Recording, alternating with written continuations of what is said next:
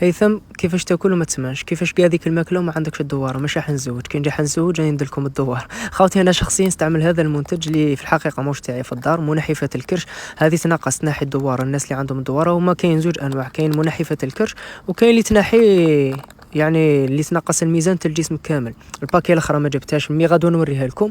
شوفوا هذه متكونه من 15 عشبه، هذه الباكي فيها 15 عشبه من بينها كل اعشاب. كاين المورينغا وكاين الليمون الليمي وكاين صوالح بزاف.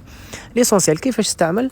عندك قبل العشاء وقبل الفطور الصباح، ولا اضربها على الخوا خاوتي، اضرب هكا، دير مغرف، دير كاس ما سخون، صدقني غير الكرشه تروح لك. وشنو داوم، ماشي تستعمل نهار باك تقول اوكي ريزلت، لا لا، هذو الصوالح يبغوا المداومه.